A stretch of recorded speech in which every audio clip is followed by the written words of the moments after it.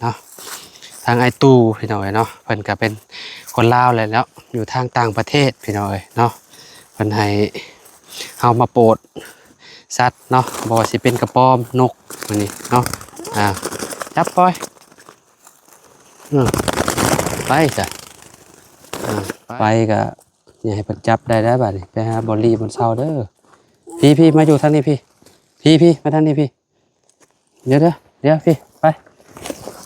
เอาเดี๋ยวจะเพิ่มเพิ่นอาปากเพิ่นให้เพิ่นไปนี่ไปเอาไปไป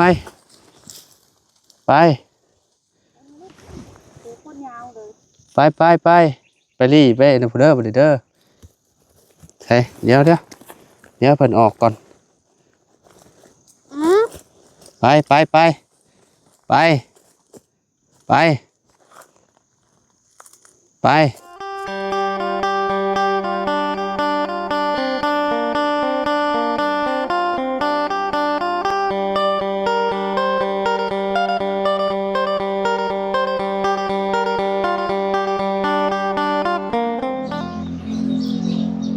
กราบสบายดี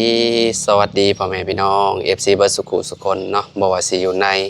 และกระต่างประเทศเด้อพี่น้องเด้อเนาะคำมาพบมาพอกันกับเฮาเส้นเก่าเส้นเคยพี่น้องเนาะเอามื้อนี้พี่น้องเฮาก็สิเดินทางไปพุ่นแหละตลาดดงเนาะคือเก่าคือเดิมพี่น้องเนาะพอดีว่าเนาะมีทางไอตูเนาะทานเก่าทานเดิมแหละพี่น้องเนาะทางง่ายเพิ่นก็ให้เฮาไปโปรดสัตว์อีกคือเก่าพี่น้องเนาะเพิ่นฝากเงินมาเนาะพี่น้อง4 ล้านเนาะ4 ล้าน2 แสนกับ90 กว่าพันพี่น้องเนาะแต่อ้ายเพิ่นก็ให้เฮาเติมน้ำมัน1 ล้านกีบยังเหลืออยู่3 ล้านกับ2 แสน90 กว่าพันกีบพี่น้องเนาะเอาก็สิใส่ให้ฮอดแสนเลยพี่น้องเนาะก็สิเหลือเงินอยู่3 ล้านกับ3 แสนกีบพี่น้องเนาะเอาสิไปโปรดสัตว์มื้อนี้เนาะมื้อนั้นก็โอ้เมาบ่เลยได้พี่น้องกระป๋อมอยู่ในตลาดเนาะทางอ้ายเพิ่นเห็นกระป๋อมแล้วอยากให้เฮาเนาะมื้อนี้จัดอีกคือเก่าพี่น้องเนาะมีเท่าใดเอาเบิดกระป๋อมอยู่ในตลาดดงนั่นแหละพี่น้องก็บ่ฮู้ว่าสิมีหลายส่ำใดมื้อนี้เนาะก่อนอื่นก็ต้องขอบคุณเด้อทางอ้ายตู่เนาะที่ให้น้องเป็นสะพานบุญให้ก็ขอให้อ้ายอยู่ดีมีความเจ็บบ่ให้ได้ความไข้บ่ให้มีปรารถนาสิ่งใดก็ขอให้ได้สิ่งนั้นเด้ออ้ายเด้อเนาะนอนหลับให้ได้เงินหมื่นนอนตื่นให้ได้เงินแสนบ่ว่าอ้ายสิเฮ็ดธุรกิจหยังค้าขายหยังก็ขอให้เจริญในหน้าที่การงานตลอดปีและตลอดไปเนาะขอบคุณหลายๆที่ให้น้องเป็นสะพานบุญให้เนาะไปโปรดสัตว์มื้อนี้รอบนี้ก็เป็นรอบที่3แล้วเนาะพี่น้องเนาะที่อ้ายเพิ่นให้เฮาไปโปรดสัตว์หรือว่าปล่อยสัตว์แหละเนาะขอบคุณเนาะ FC ทุกๆคนเนาะที่เป็นกำลังใจให้เด้อพี่น้องเด้อเนาะมื้อนี้ก็ไปเอาบุญนำกันพี่น้องเนาะพุ่นแหละอยู่ทางตลาดดงพุ่นแหละเนาะก็สิมีกระป๋อมแล้วก็มีงูแล้วก็นกคือเก่าคือเดิมแหละพี่น้องเนาะถ้าเบิ่งนำกันได้เด้อเนาะบ่ฮู้ว่าสิมีหลายส่ำใดกระป๋อมมื้อนี้เนาะเงิน3 ล้านกับ3 แสนนี่ก็หลายได้พี่น้องเนาะรอบก่อนๆก็3 ล้านกว่าๆคือกันพี่น้องเนาะรอบนี้อ้ายเพิ่นฝากมา4 ล้านเนาะให้เฮา1 ล้านค่าน้ำมันเพิ่นว่าเนาะก็ขอบคุณหลายๆเนาะ เอาบัดนี้เดี๋ยวเฮาไปเบิ่งไปชมนำกันพุ่นแหละพี่น้องอยู่ตลาดดงพุ่นแหละเนาะก็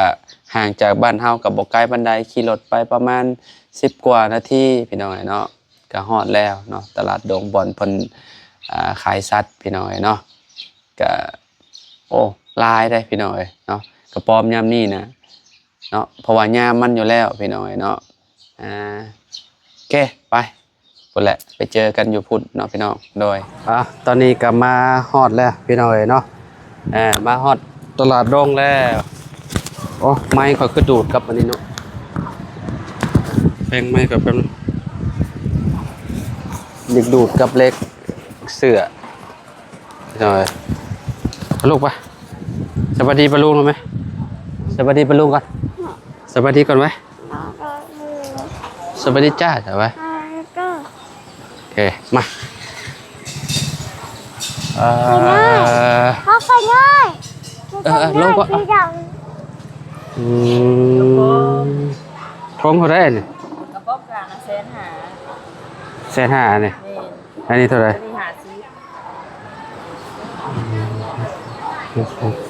300,000พอดีเมากระป๋อมไปแล้วมันคือเอาไว้เนาะเงิน3 ล้านกับ300,000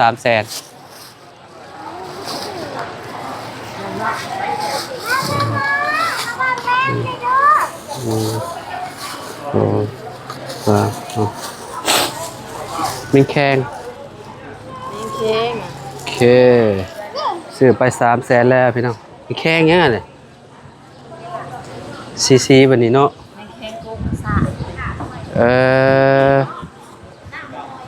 ซีขึ้นบ่มีขนุนก็ออกแล้วพี่น้องเลยโอ้ฮะโอ้ไปเนี่ยเครียดไปเนี่ยเอียนบอมได้เมาอีกบอม เอาไปเลยเนาะเลยทงละ50โดยมีนี่1,000,000 2 300,000นูข้าวได้มี50,000นูข้าวกันเอาไปปล่อยบ่50,000กับพวกนี้เป็น350,000ค่ะมันเอาไปปล่อยโลดหนูมันบินโลดนูข้าว50,000ใส่แยงนั่นใส่แยงให้แล้วเฮ้ยบ่ได้บาทใช้แล้วเปล่าปล่อยก็ไปอยู่แล้ววะไปจะได้350,000โดยโอ้พอเห็นได้จะไปปล่อยมื้อน่ะป้าเนาะลายอีหลีโดยมีแข้งลูกใส่ถุงให้แล้วนับบังเด้อ350,000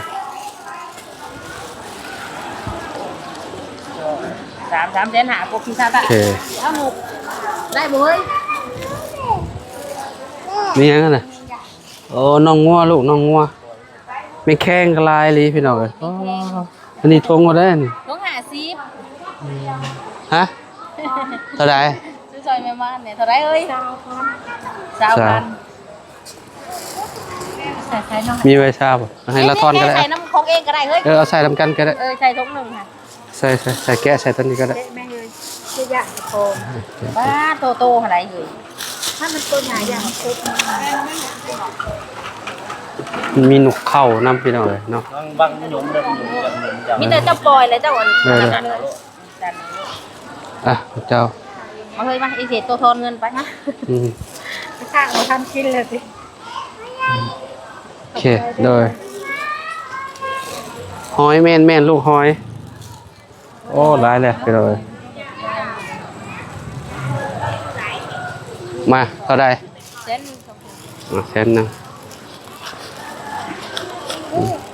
เบิร์ดแล้วบ่แล้วนี่กระป๋อมเบิร์ดแล้วบ่ลิตรเบิร์ดแล้วคือสิเบิร์ดแล้วเนาะโอเคนี่ได้ข่อย3เจ้านี่เลยกันเลยผู้ผู้ชายท้องหอยล่างได้นี่เตาหรือเอาหน้าหนุ่มเตามีอยู่ตัวหนึ่งเลยเตาได้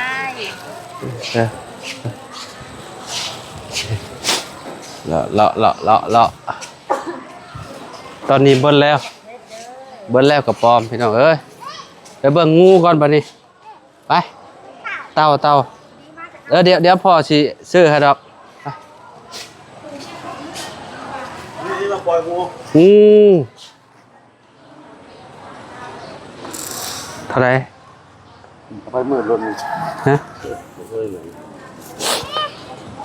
นกมีวะนกเขาปล่อยหมดเลยกินฮะเขาปล่อยหมดเลยผมมีจักโตเลยได้สิ5มาให้นกได้จักโตนกเข้าสว่าปะเข้าทองเข้ากี่ตึกเดี๋ยว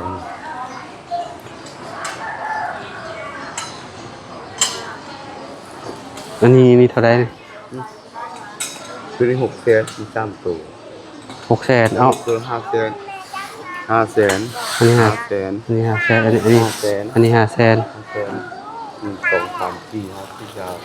6 2 ล้าน2ล้าน6 ฮะ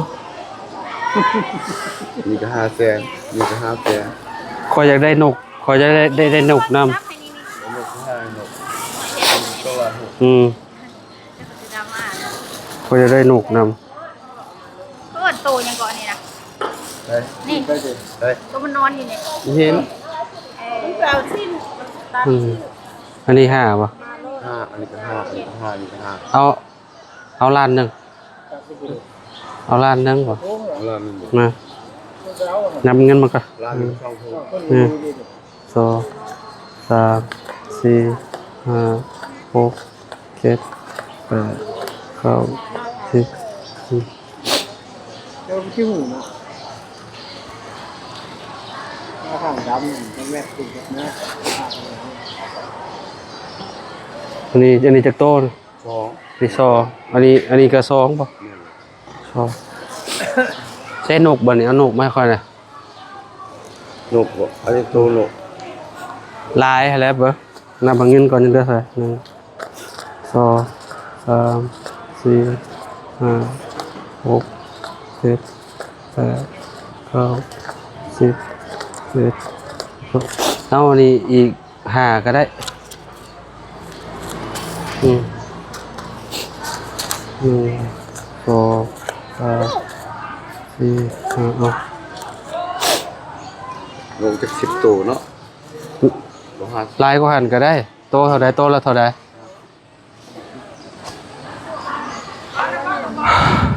ฮะตอนนี้ก็เพิ่นเอานกมาแล้วพี่น้อยเนาะ 2ตัวเด้อนี่มา โตเท่าใด ตัว70เลย โอ้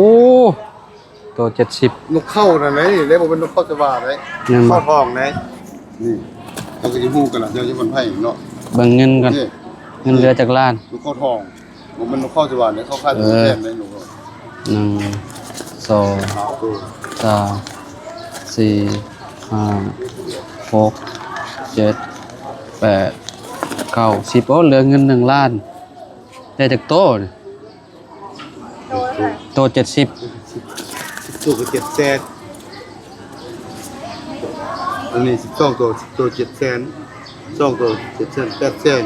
เป็น15ตัว ได้15 อืม เอานับใช้จ้ะนั่นนี่มีเท่าไหร่ นี่12 อืม เป็นบ่15ตัว เดี๋ยวคูณมันก่อนเอ้ย ตัว700,000 300,000 3ตัว มันเกินไปหน่อยนึง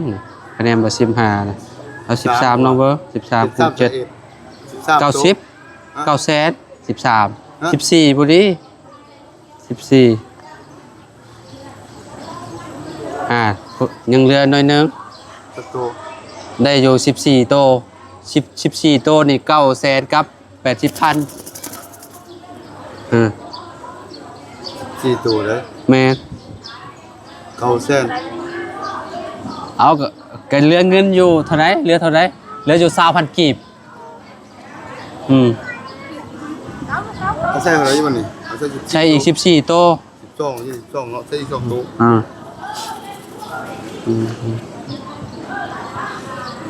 ไหนนะเท่าไหร่วะ ใช่ตัวละแสน ตัวแสนของเขาเขาขายอะไรกันของเขาตัวอันนึงเขาทอง เขาตัวใหญ่ได้นั่นน่ะ เขาคันเปิด นกเขาคัน เขาก็มีตัวแสนสาวอันนี้นกเขาทอง เอาใส่ให้เป็น15แล้วจ้ะจะเติมใส่อีก50,000จับเด้จะนอนก็ไปปล่อยลูกจะนอนก็ไปปล่อย สิมาส่งบ่ล่ะมาส่งบ่ล่ะ อันใส่ธงแบบนี้ไปเลยบ่ ถ้าลงมาเสียแล้วไปเลย บ่ตายติ ตัวตาย อันนี้ก็ขับก้นขับปล่อย รอมีอากาศอยู่เนาะ มีอากาศเขาแก้มาเป้าไปเลย เอานับเบอร์ ล้านกับ50เบิดพอดีบาทนี่เงินพี่น้องเอ้ยเนาะ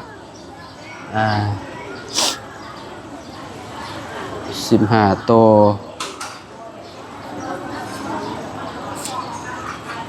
ล้านกับ2,000บ่ ฮะ ล้านกับ2,000 ล้านกับ50พอดีแม่นนี่พอดีหาเด้15โตล้าน50จบข่าวบาทพี่น้องมีแต่ไปปล่อยอย่างเดียวบาทเธอหน้าก่อน ขนาดเลย3เดือนเด้อ เดินทางเนาะไปเดินทางบัดนี้พี่น้องเอ้ยเนาะมาเบิ่งพี่ก่อน ก็เบิดผม70กัน นี่กระปอมนี่เมามาเลยนก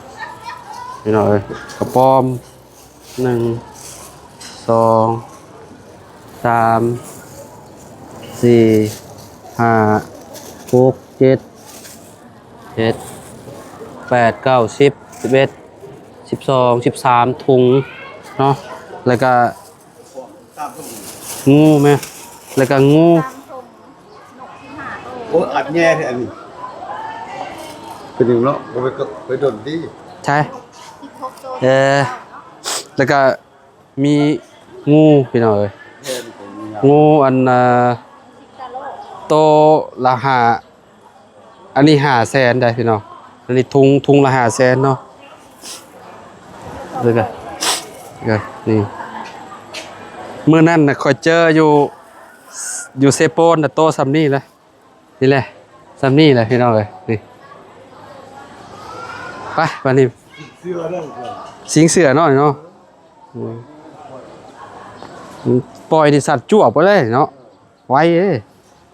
พาดสิกัน เนาะ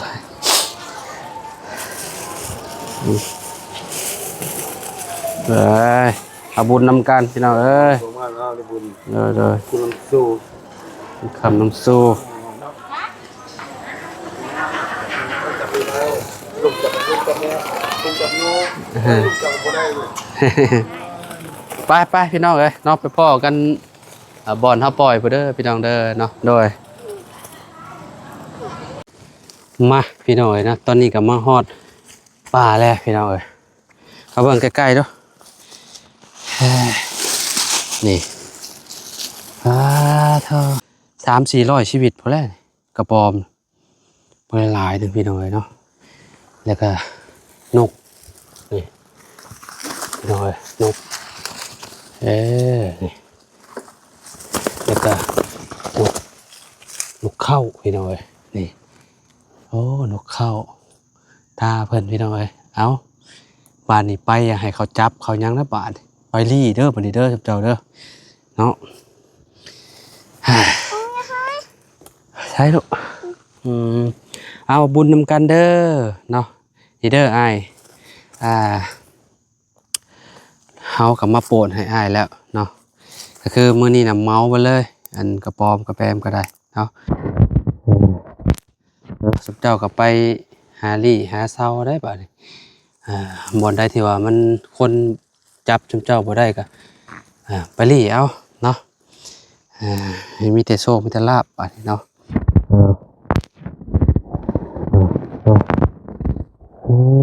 แต่ถ้ากับชัดขึ้นขนาดนั้น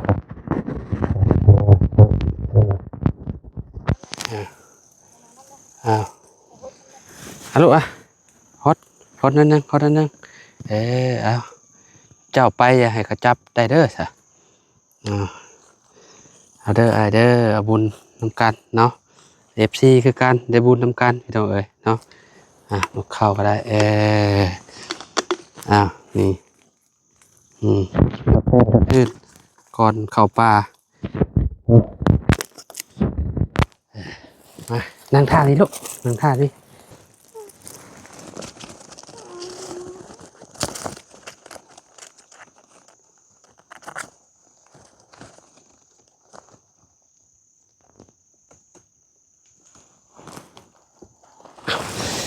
มาบัดนี้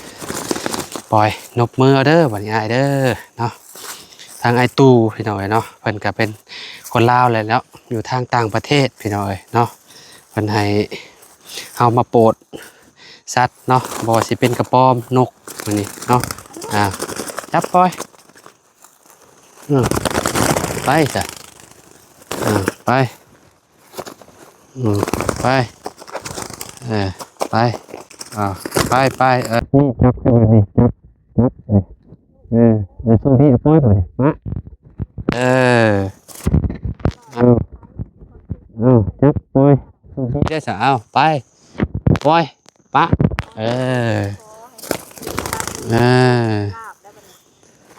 เป็นสะพานบุญทางง่ายเพิ่นก็ให้มีแต่โซ่มีแต่ลาบมีแต่เงินคำหลั่งไหลมาเทมาเด้ออ้ายเด้อเนาะนกเข้าโอ้เพิ่นนั่นน่ะเด้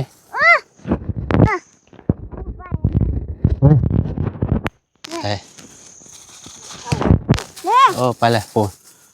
อ้เด้เพิ่นไปโอ้ยปล่อยงูก่อนบ้านนี่ปล่อยงูก่อนพี่น้องเอ้ย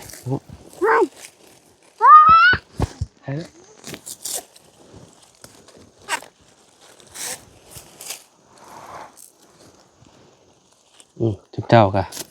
ไปกะอย่าให้เพิ่นจับได้บ้านนี่ไปหาบอลลี่บนเสาเด้อพี่มาอยู่ทางนี้พี่มาทางนี้พี่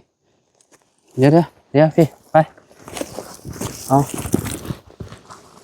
เดี๋ยวจะเพิ่มเพิ่นอาปากเพิ่นไปนี่ไปเอาไป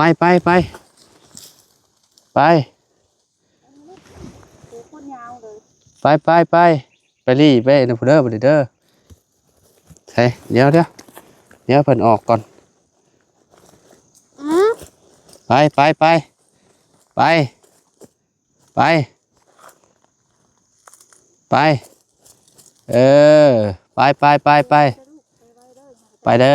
ปเด้อ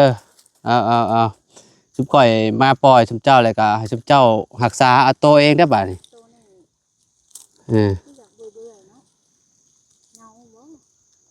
เพิ่นคอยไปเด้โชคดีเด้อ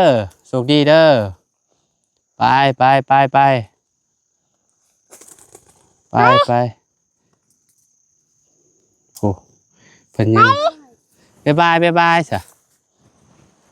มาปล่อยตัวนี้บาดไปว่าขึ้นน้ำตาอยากได้เพิ่นคอยไปได้พี่น้องเอ้ย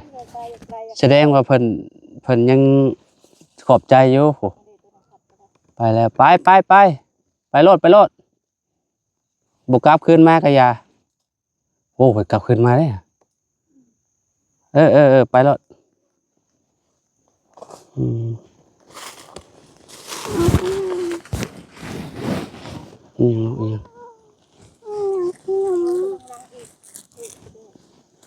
กินนมปลูกไปแล้วคอยไป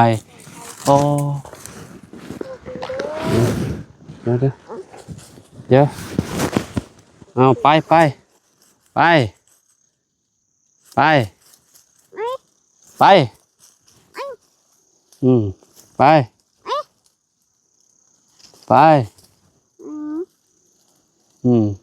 เลย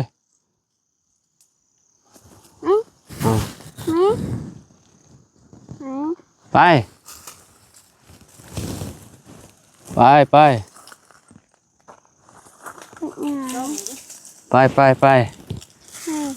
โอ้ป้าโธ่ไวปันยังเพราะว่าเพิ่นบ่อยากไปก็คือแบบเวลาเขาปล่อยเพิ่นนั่นน่ะเด้เพิ่นยังอันอยากเบิ่งชุมเฮาอยู่เด้มาบาดโอ้สัตว์โกโก้ไปแล้วโอ้จะโตพี่น้องเอ้ย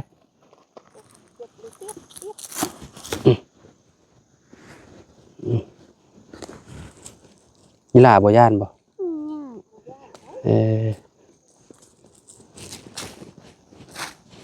ใช่หัวเพิ่นอยู่ใช่เ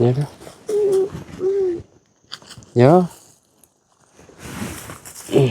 ไป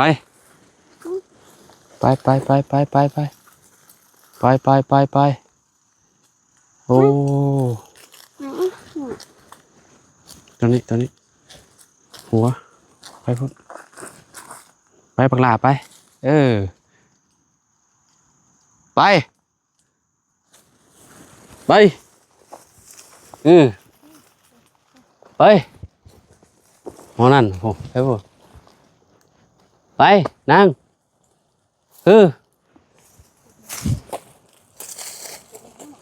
บอกเลขบ่ไปรถไปนั่งไปลูกไปไปรถเข้าป่าเข้าดงบ่เด้อพี่น้อยเรียบร้อยปล่อยงู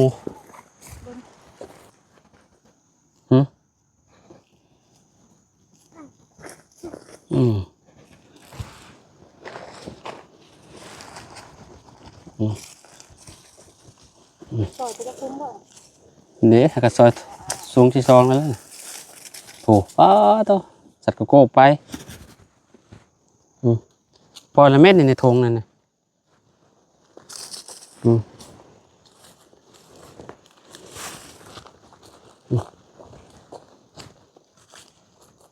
ไปเอาโอ้น้อยๆปริยานจักที่โอ้ระวังเด้อมันครบมือเด้อ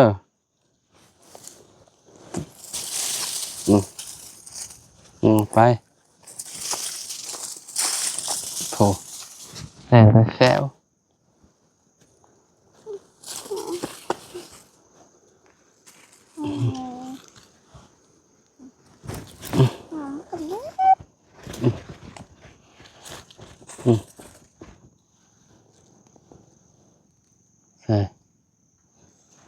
ไปก็บอกง่ายไปเอาไปนี่ไม่ง่าย โชคดีมีไซเอา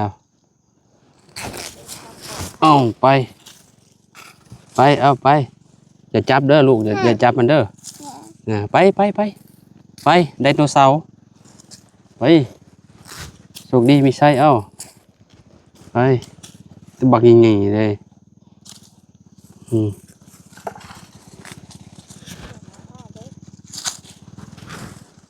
เท่ตัวนี้เอาละ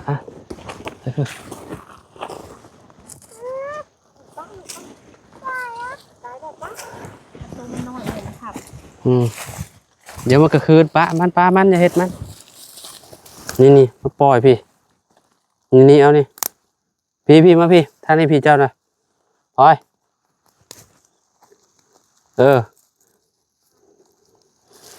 เอาตัวไปขึ้นนะเอาขึ้นนี่น่ะไปเอา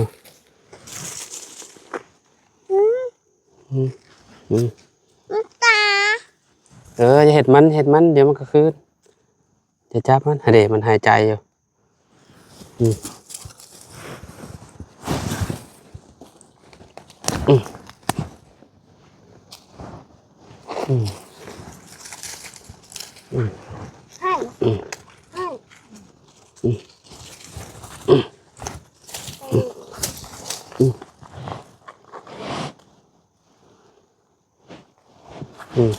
ไป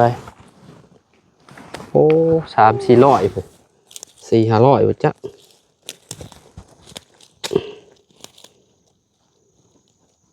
แหลกกระปามันวึดมันโตเพิ่นก็เหย้าพี่น้องเอ้ยเพราะว่า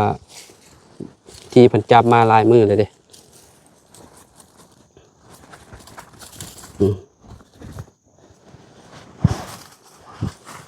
โอ้โตมันโตเพิ่นแข็งแรงสัตว์โจกไปอย่าให้เพิ่นจับได้เด้อบัดนี้เด้อเจ้าเด้อเอา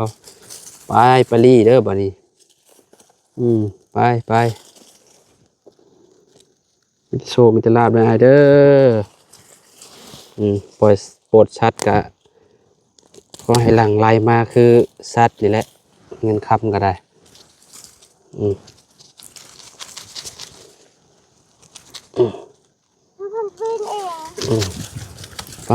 เถอะเห็นว่าเบิ่งดูเบิ่งใกล้ๆดู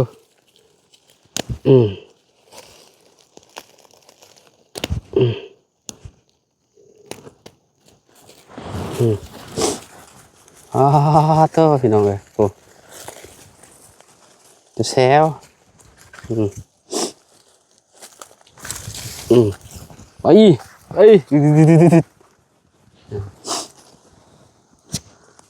คนน้อยเนี่ยบริยานครบมือเด้อโอ้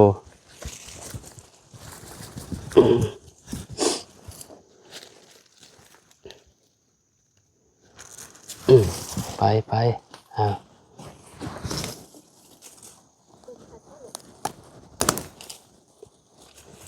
เฮ้เฮ้เอ้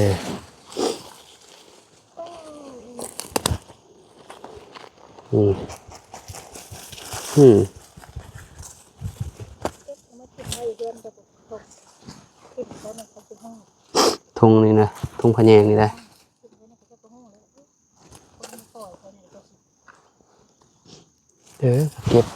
เก็บเอาแล้วถุงมัน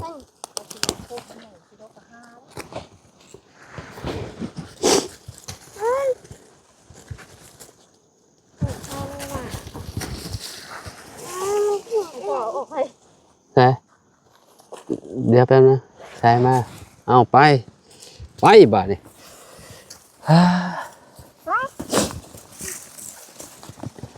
จะจับตัวใหญ่ปะเยอะจะปล่อยก็ปล่อยแล้วเลยเอานี่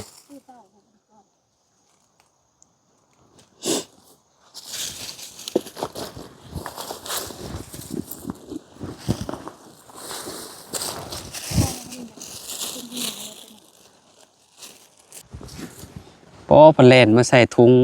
งปล่อยงูโอ้หลายร้อยชีวิตเลยพี่น้องเนาะเมนที่เป็นพันแล้วบ่จักไปสุดเจ้าไป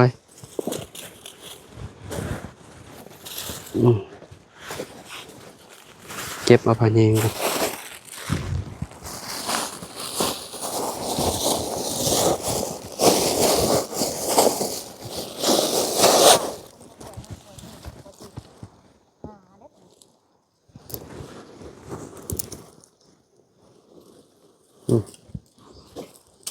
นก16โตนกเนาะรวมกับนกอันนั้นเนาะรวมกับนกเข้าเนาะนกเข้าให้ไปไว้นกเข้าก็ได้เนี่ยอ่ะ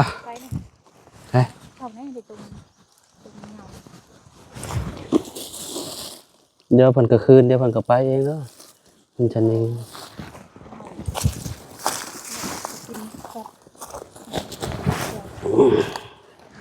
ไปไปน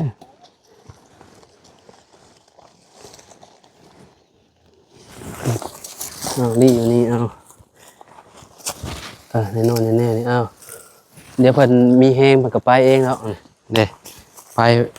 หลายโตแล้วแหละผู้แล่นไปเลยผู้ก็ไปไปไปไปไป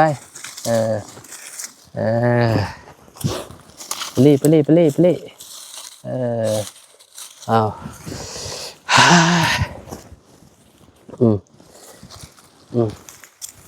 เริ่มแข็งแห้งเลยเริ่มไปได้เลยผูแลดไปแช่วเลย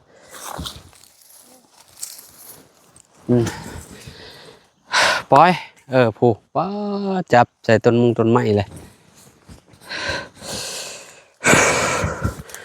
ก้มตายก็เริ่มหนามืดแล้วมันเริ่มห้อนเลยพี่น้องมานี่โอ้ยมาล่ะมาพี่ลูกมานั่งพี่วะ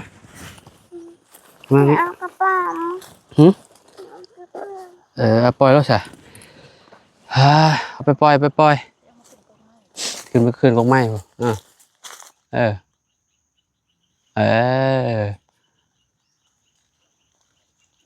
ปะมันนี่ปล่อยไปเลยปะเลย อืม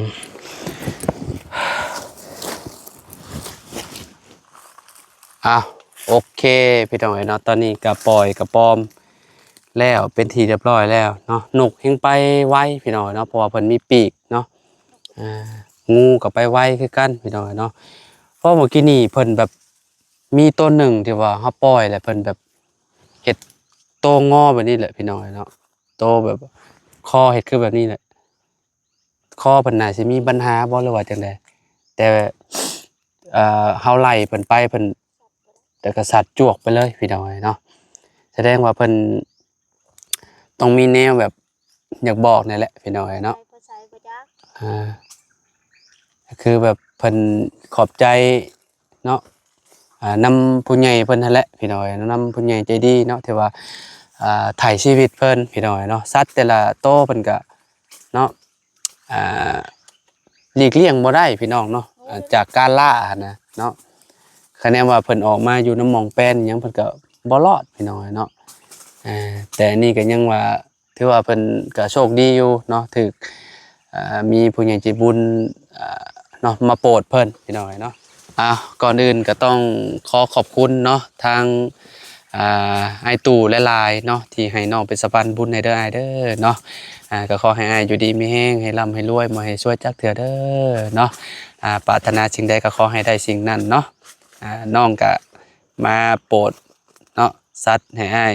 มื้อนี้ก็ขอให้เนาะเฮาทั้งสองหรือว่าพ่อแม่พี่น้อง FC แหละเนาะได้บุญนำกันหลายๆเนาะไอเนาะขอบคุณหลายๆเด้อไอเด้อเนาะขอให้ร่ำให้รวยกว่าเก่าเนาะที่สำคัญกับสุขภาพร่างกายแข็งแรงเนาะปราศจากโรคภัยไข้เจ็บเนาะให้เฮามาโปรดสัตว์3 ล้าน3 แสนก็ขอให้เนาะหลั่งไหลหาอ้ายเป็นหมื่นเป็นแสนเป็นล้านเท่าล้านเด้ออ้ายเด้อถูกหวยรวยเบอร์กว่าเก่าเนาะเอาสำหรับคลิปนี้เฮาก็ขอตัวลำลาเลยเด้อขอบคุณพ่อแม่พี่น้อง FC ทุกคนเนาะที่ติดตามและเป็นกำลังใจให้เนาะเอาสำหรับคลิปนี้ก็ไปแล้วสบายดีสบายดีปะลุงไว้สบายดีจ้าจ้ะขอบคุณหลายๆเด้อที่เข้ามาเบิ่งจ้ะโอเคไปพี่น้องเอ้ยเนาะโดย